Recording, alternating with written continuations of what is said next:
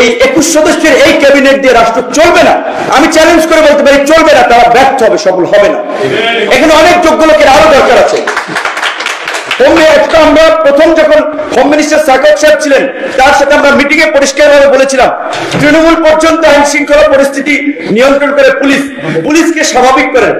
ছাত্রদের আন্দোলন ছিল তাদের এই যৌক্তিকতা নিয়ে।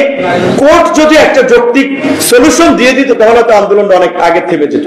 এই সরকারকে যদি স্টেবল করতে হয়, এই সরকারকে যদি ফাংশন করাতে হয়, এবং যে মানুষের যে প্রত্যাশা রাষ্ট্রের মৌলিক সংস্কার, সেটার জন্য এই সরকারকে জাতীয় সরকারের রূপ দিতে হবে। এই যে তরুণদের এই মুহূর্তে বা তরুণদের সবচেয়ে ক্ষোভের জায়গাটা যদি দেখেন, সেটা বড় একটা কারণ হচ্ছে যে তাদের বেকারত্ব, কর্মসংস্থান নাই।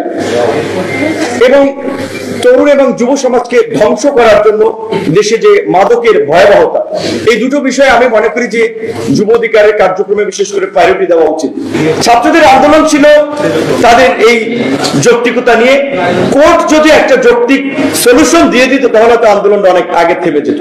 তাহলে আন্দোলনটা এই পর্যায়ে আসছে কেন, সেটার বাস্তবতা যদি আমি স্বাভাবিক চোখে দেখি, আমি স্বাভাবিকভাবে বিশ্লেষণ করি, আমার দৃষ্টিতে যে এই যে ছাত্রদের উপরে যে ক্রমাগত হামলা, নির্যাতন, নিপীড়ন, লাঞ্ছিত করা, এটা সমগ্র মানুষকে টাচ করেছে, মানুষের সেন্সেশন তৈরি করেছে।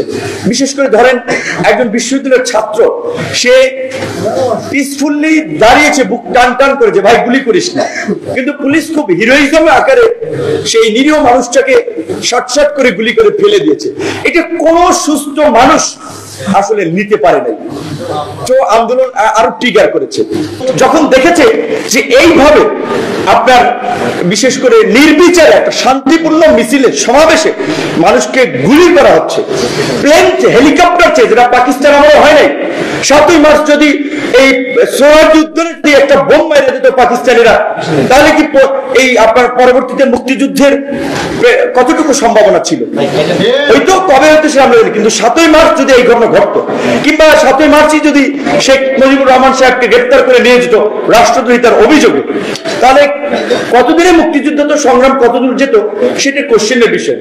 কিন্তু স্বাধীন দেশে গণতন্ত্রের পক্ষে কথা বলার জন্য, আপনার নির্যাতন নিপীড়নের বিরুদ্ধে প্রতিবাদ করার জন্য, বৈষম্যের বিরুদ্ধে কথা বলার জন্য হেলিকপ্টার থেকে গুলি চালানো হচ্ছে।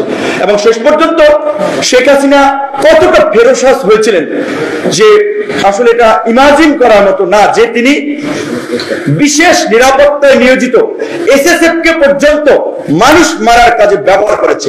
আজকে রাষ্ট্রের প্রতিষ্ঠানগুলোকে এতটা ভঙ্গুর করেছে, এখন প্রতিষ্ঠানগুলো তাদের স্বকীয় ধারায় চলতে পারছে না। পুলিশের কথা বলেছেন, এই কথা তো আমরা গত 15 দিন ধরে বলছি। এই জন্য বলছি যে এই 21 সদস্যের এই ক্যাবিনেট দিয়ে রাষ্ট্র চলবে না। আমি চ্যালেঞ্জ করে বলতে পারি চলবে না, তারা ব্যর্থ হবে, সফল হবে না। এখানে অনেক যোগ্য লোকের আরো দরকার আছে।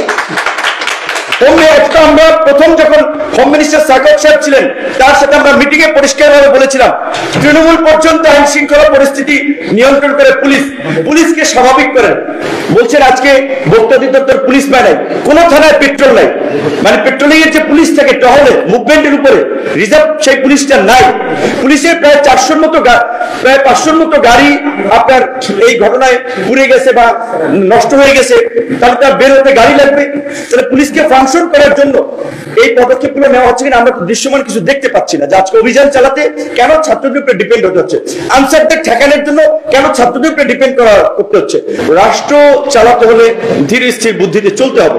এখানে আবেগের জায়গা নেই, বাস্তবতার নিরিখে চিন্তা করতে হবে যে আপনার এই গভর্নমেন্টকে ইন্টারন্যাশনাল কমিউনিটি কিভাবে নিচ্ছে, দেশের আইন আদালত বা রীতিনীতির সাথে কতটুকু কিভাবে সাংঘর্ষিক হচ্ছে, অনেক কিছু মাথায় রেখে কিন্তু পলিসিগুলো নির্ধারণ করতে হবে।